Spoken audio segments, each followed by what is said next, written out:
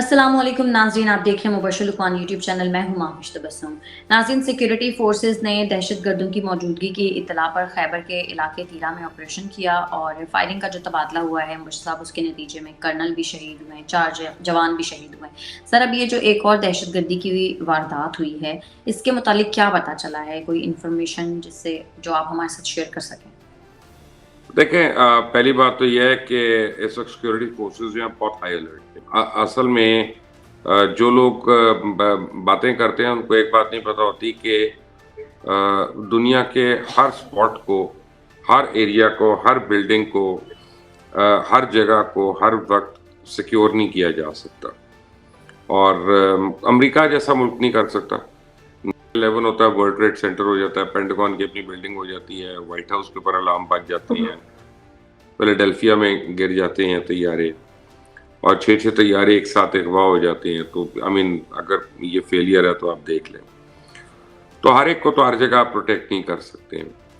لیکن پاکستان میں یہ جو ہے، جب سے خاص طور پہ یہ افغانز کو واپس بھیجنے کا تھا، تب تو ہمیں شک تھا کہ یہ بہت زیادہ اب ہوگا. لیکن اس سے پہلے ٹی ٹی پی نے اعلان جنگ کیا ہوا ہے، اور یہ کافی پہلے کا انہوں نے کیا ہوا ہے. اور یہ وہی ٹی ٹی پی والے ہیں کہ جن کا ہمیں پتہ ہے، اور تصویریں بھی آپ نے دیکھی، ویڈیوز بھی ہم نے دیکھی کہ زمان پاک وغیرہ میں بھی ان کے جو کچھ لوگ تھے، بڑے امپورٹنٹ لوگ، وہ وہاں پہ نظر آئے آپ کو پروٹیکشن کرتے ہوئے، اور وہ باڈی گارڈز کے اس کے یعنی ایریا میں. اب آج یہ جو تیرا میں آپریشن ہوا ہے، اس میں اللہ تعالیٰ ان کے درجات بلند کرے. شہید تو خیر زندہ ہوتے ہیں ہمیشہ، وہ اللہ تعالیٰ کے خاص مہمان ہیں اور خاص درجہ ہوتا ہے شہداء کا. لیکن آپ اس میں یہ دیکھیں کہ آپ کے ایک لیفٹنٹ کرنل جو ہیں 43 ایئرز کے، وہ بھی انہوں نے سب سے پہلے جام شہادت وہاں پہ نوش کیا.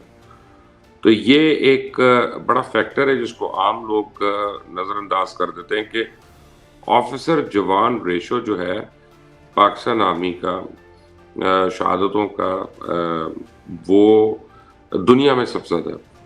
یعنی اس کا مطلب ہے کہ صرف ہمارے جوان آگے نہیں ہوتے، ہمارے آفیسرز جو ہیں، ہمارے جے سی اوز جو ہیں، ہمارے نان کمیشنڈ آفیسرز جو ہیں، وہ بھی آگے ہوتے ہیں. اور یہی اس فوج کی ایک بہت بڑی اسٹرینتھ ہے کہ ایک تو ریجمنٹیشن ہے، اور دوسرا یہ ہے کہ they lead from the front جو آفیسرز ہیں. تو یہ ایک اس میں سے جو ہے ایک سلور لائننگ ہے. لیکن اب پورے ایریا کو اس وقت کلین کیا جا رہا ہے، اس کو سینیٹائز کیا جا رہا ہے، اور دیکھتے ہیں وہاں پہ اگر مزید کچھ ہوتا ہے کہ نہیں. بٹ ان ساری چیزوں سے آبویسلی آرمی کا جو ریزالو ہے وہ زیادہ بڑھے گا، اور وہ زیادہ شدت سے ان لوگوں کو ڈھونڈیں گی اور ان کے اوپر آپریشن کریں گے. تو سر، یہ جو واقعات ابھی ہوئے ہیں ریسنٹلی دہشت گردی کے، ان سے آپ کو لگتا ہے الیکشنز پر کوئی اثر پڑے گا؟ دیکھیں، مجھے تو ایک طرف سپریم کورٹ کا آرڈر ہے، تو میں کون ہوتا ہوں یہ کہنے والا کہ الیکشن میں فرق پڑے گا کہ نہیں پڑے گا. لیکن ایک ہوتا ہے الیکشن کے لیے جو ماحول ہوتا ہے نا، وہ ضرور افیکٹ ہو رہا ہے. آپ دیکھیں مولانا فضل الرحمان بار بار یہ بات کر رہے ہیں کہ جی میں کے پی کے میں کیمپین ہی نہیں کر سکتا. جے یو آئی کا جو اپنا کنونشن ہو رہا تھا ایک، وہاں پہ ٹیررسٹ ایکٹیویٹی ہوئی، بم بلاسٹ ہوا، 70-75 ان کے لیڈرشپ کے لوگ بھی تھے اور ورکرز بھی تھے، وہ بیچارے شہید ہو گئے وہاں پہ. اور اس کے بعد ان کے ایک اور لیڈر کو کوئٹہ میں ٹارگٹ کیا گیا. پھر یعنی اس طرح کے اب واقعات جو ہو رہے ہیں، تو وہ کیمپیننگ تو نہیں ہو سکتی، کارنر میٹنگز نہیں ہو سکتی، جلسے نہیں ہو سکتے، اب صرف ڈور ٹو ڈور ملاقات ہی ہو سکتی ہے نا اپنے ووٹرز کے ساتھ. تو یہ کے پی کے میں تو کافی سیریس ایک ایشو ہے. آئی ایم شیور بلوچستان جو ہے وہاں پہ بھی ایک یعنی فیئر آف دی ان نون ضرور ہے کہ یار کچھ ہو نہ جائے، کچھ ہو نہ جائے، خدا نہ خواستہ. تو جو مولانا فضل الرحمان باتیں کر رہے ہیں، جس طرح سے اور کچھ لوگ باتیں کر رہے ہیں، سو آبویسلی لگتا ہی ہے کہ یہ آئی ڈونٹ نو، یہ بڑا مشکل ہوگا کروانا.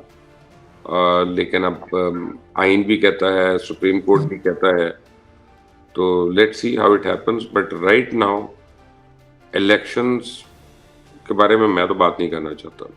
سر یہ غزہ کی صورتحال پہ بات کر لیتے ہیں. مولانا فضل الرحمان صاحب جو ہیں ان کی بھی غزہ سے تصویریں آ رہی ہیں, اور جو سراج الحق صاحب ہیں وہی کہتے ہیں کہ بائیڈن اگر تل ابیب جا سکتے ہیں تو اگر میں وزیر اعظم ہوتا تو میں فلسطین کے غزہ کے مجاہدین کے ساتھ کھڑا ہوتا. سر آپ کے خیال میں مسلم ممالک کی جو ٹاپ لیڈرشپ ہے وہ کیوں اکٹھی نہیں ہو رہی؟ سر آلموسٹ میرے خیال سے 1 ملین لوگ تو دیکھیں، مر میں چکے. سراج الحق صاحب کو تو ذاتی طور پہ جانتا ہوں اور بہت ہی سادہ اور نفیس انسان ہے، لیکن بات یہ ہے کہ میں پولیٹیکل سٹیٹمنٹس کو بھی جانتا ہوں. تو کون روک رہا ہے؟ ابھی چلے جائیں. آپ ضروری تو نہیں کہ وزیر اعظم کی حیثیت سے جائیں، آپ ابھی چلے جائیں وہاں پہ اپنے جماعت کے قائدین کے ساتھ چلے جائیں، آپ ان کے ساتھ کھڑے ہو جائیں. زیادہ سے زیادہ آپ کو جو مسئلہ ہے وہ یہی ہے نا کہ ایجپٹ آپ کو بارڈر اندر کراس کرنے دے کہ نہ کرنے دے، تو وہ دنیا کو نظر آ جائے گا کہ آپ گئے ہیں یہاں سے لیکن ایجپٹ نے آپ کو نہیں اندر جانے دیا، جس کے چانسز مشکل ہیں. آپ جا تو سکتے ہیں، واپس آنے کی گارنٹی نہیں ہے وہاں سے. تو اس طرح کی ہم باتیں جب کرتے ہیں تو ہم لوگوں کو پرووک کرتے ہیں کہ یار ایک آؤ ذرا پھر خود سے ایک جنگ شروع کر لیں. سو اس وقت تمام مسلم لیڈرشپ جو ہے اس کی کوشش ہونی چاہیے کہ کسی طرح کانفلکٹ کا اینڈ ہو، کانفلکٹ بڑھے نہ زیادہ. اور ہم جو بھی کر رہے ہیں لگتا ہی ہے کہ اس سے ابھی تو کانفلکٹ کو ہم اس کے اوپر پانی ڈالنے کی کوشش کر رہے ہیں اس آگ کے اوپر. And that is what should be done کہ کسی طرح رک جائے، سیز فائر ہو جائے. کیونکہ جن کے بچے شہید ہو رہے ہیں روزانہ کی بنیادوں پہ انہی کو پتہ ہے کہ کانفلکٹ کیا ہوتا ہے، جن کے گھر گر رہے ہیں انہی کو پتہ ہے کانفلکٹ کیا ہوتا ہے. ہمارے لیے تو ایک نیوز بائٹ ہے نا کہ ہم نے نیوز بتا دی کہ جی 9,000 سے زیادہ لوگ شہید ہو گئے. 9,000 کہنے کو ہوتا ہے، ٹھیک ہے نا؟ اس کا مطلب ہے کہ وہاں پہ ہر بندے کے خاندان میں ایک شہادت ہو چکی ہے اس پرٹیکولر حملے کے اندر. جو اس سے پہلے کے ہیں وہ ایک الگ کہانی ہے. سو اللہ کرے کہ sanity prevails and ceasefire can come about. Sir ہمارے لیے ویسے یہ نیوز بائٹ نہیں ہے، کیونکہ یہ جو فلسطین والا اس دفعہ جو سارا میٹر ہوا ہے نا، اس نے مجھے ایسا لگتا ہے کہ تمام مسلم دنیا کو ویسے ہلا کے رکھ دیا ہے. کیونکہ انڈیویجولی ہم ظاہر انٹرنیٹ کھولتے ہیں، ہمارے سامنے وہی چیزیں سامنے آتی ہیں. تو اب آپ کسی بھی چیز کو اس طرح سے انجوائے نہیں کر پاتے، بیکاز لائک میں خود ایک ماں ہوں.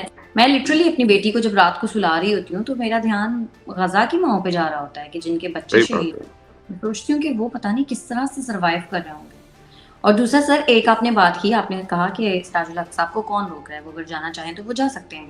تو سر وہ شاید اس سینس میں کہہ رہے ہیں کہ اگر وہ پرائم منسٹر ہوتے تب ان کا جانا یا فلسطین کے ساتھ کھڑا ہونا دیکھیں، ظاہر ہے ایک ایک اسٹرانگ اصل میں انٹرم پرائم منسٹر کے اوپر اتنا ویٹ ڈالنا وہ بھی زیادتی ہے. جو الیکٹڈ پرائم منسٹر ہوتا ہے نا، جس کے پیچھے الیکٹڈ پارلیمنٹ ہوتی ہے، جس کے پیچھے اپنا پارلیمنٹیرینز کی ریزولوشن ہوتی ہے، وہ پورے ملک کی عوام کو ریپرزینٹ کر رہے ہوتے ہیں، اس کے ڈیسیجنز میں اور ایک نان الیکٹڈ پرائم منسٹر کے ڈیسیجن میں زمین آسمان کا فرق ہو سکتا ہے. اب ہر آدمی رشی سونک جیسا بیوقوف تو نہیں ہو سکتا.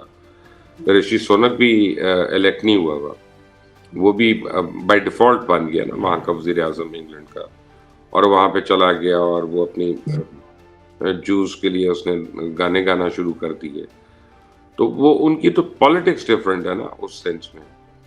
تو یہاں پہ اگر فرض کریں، یہ تو نہیں ہے کہ کاکڑ صاحب جائیں گے تو کوئی ان کی مخالفت کرے گا یا کچھ کرے گا، لیکن ہمارا ملک ایک ڈیپینڈنٹ ملک ہے بہت سی چیزوں کے اوپر. We have to be honest about that as well. ہر ایک سے ہم نے کشکول پھیلانا ہے، ہر ایک سے ہم نے بھیک مانگنی ہے. ابھی اگلے مہینے اگر ہم $1 بلین IMF کا نہیں ملا تو 23 کروڑ لوگ جو ہیں وہ اسی پرائم منسٹر کو گالیاں دینا شروع ہو جائیں گے، سارے کے سارے باہر کھڑے ہو کے. تو وہ ڈیمانڈ کریں جو ریئلسٹک ہو. یا اگر میں آج وزیر اعظم ہوں تو میں کیا کروں گا؟ اعلان جنگ کر دوں گا. وہ تو نہیں کر رہا. وہاں جا کے کھڑا ہوتا ہوں اور پھر IMF اور جو دیگر مالیاتی ادارے اور پاکستان کی لائف لائن کو اگر روکتے ہیں، میرے پاس اس کا کوئی حل ہے سیکنڈری نہیں ہے. تو سوچ سمجھ کے بات کرنی پڑتی ہے. سر لیکن پھر آنیسٹلی اسپیکنگ مجھے لگتا ہے سارے مسلم ممالک ہی ایسا سوچتے ہیں، کیونکہ سب کے اپنے اپنے مفادات جڑے ہوئے ہیں، تو اسی لیے کوئی بھی نہیں بول. اور جو ہو رہا ہے مفاد کی بات نہیں ہے، ہمارا مفاد نہیں جڑا ہوا. ہمارا اس وقت سروائیول کا مسئلہ ہوا ہے. ہم مفاد کی بات نہیں کر رہے کہ ہمیں سے اتنے $1 بلین مل جانے، اسے وہ ہو جانا، لیکن ہم کر سکتے ہیں.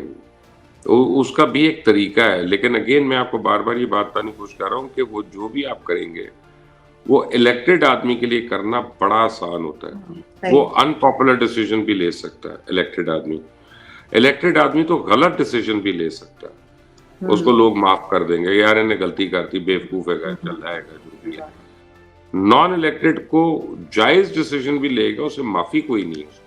सही कह रहे हैं सर। नाज़रीन, आज के प्रोग्राम से इतना ही। अगर आपको हमारी वीडियो पसंद आती है तो चैनल को कर दें लाइक, सब्सक्राइब और शेयर, और अपनी कीमती राय से हमें जरूर आगाह कीजिएगा। हमें इजाजत दें। अल्लाह ने के पास।